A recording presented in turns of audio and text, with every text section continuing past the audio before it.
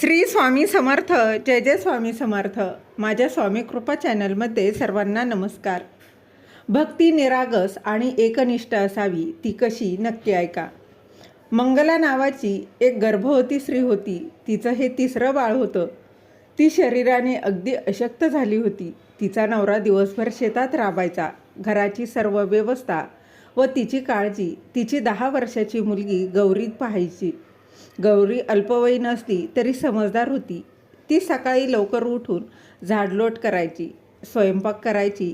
तिने केलेली भाकरी घेऊन तिचे बाबा शेतात जायचे. मग ती आपल्या छोट्या भावाला तयार करून जेवण करून शाळेत सोडायची आणि थोडक्यात ती घराची सर्व व्यवस्था नीट पाहायची.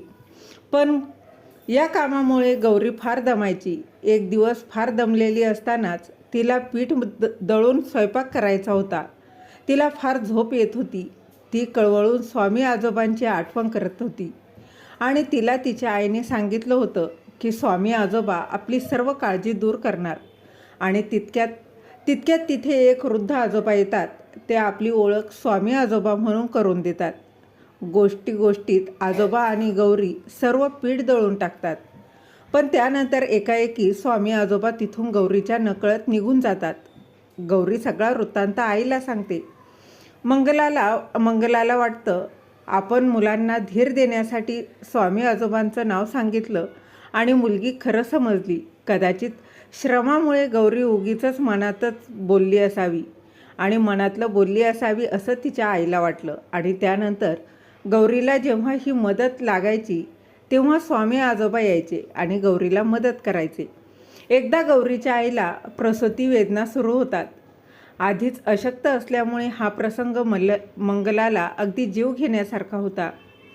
सुईणबाईने मुलं अडलेले आहे असं सांगितलं. मूल अडलेलं आहे म्हणून देखील सांगितलं होतं.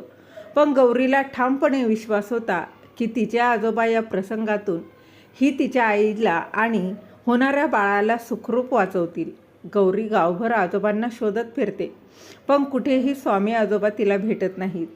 हिरमुसलेली गौरी घरी परत येते.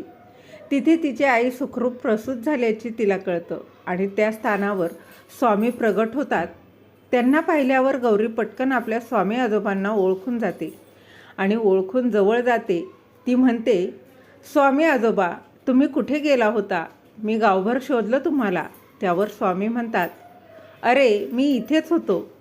अरे मला तुझी काळजी दूर करायची होती. हे ऐकून गौरीचे वडील चाट पडतात आणि गौरी ज्या आज स्वामी आजोबांच्या गोष्टी सांगायची ते सर्व खरं होतं. त्यावर स्वामी तिच्या वडिलांना म्हणतात, अरे तुम्ही लोक दुसऱ्याला देवाचा किंवा सद्गुरूंचा धीर देता, पण स्वतःचा मात्र त्यावर विश्वास नसतो. तुमच्या मनात संकल्प विकल्प उठतात. देवाने मदत केली तर बरं, नाही तर आम्हीच काहीतरी करू. पण या मुलांच्या बाबतीत असं नसतं. त्यांना आमच्यावर ठामपणे विश्वास असतो. त्यांची भक्ती निरागस आणि एकनिष्ठ असते आणि भगवंत अशाच भक्तीच्या दोरीने बांधला जातो. त्याला सर्व कामे टाळून भक्तांसाठी यावं लागतं. देवावर विश्वास कसा करावा हे या लहान मुलांपासून अगदी मोठ्यांनी शिकावं. श्री स्वामी समर्थ. जय जय स्वामी समर्थ.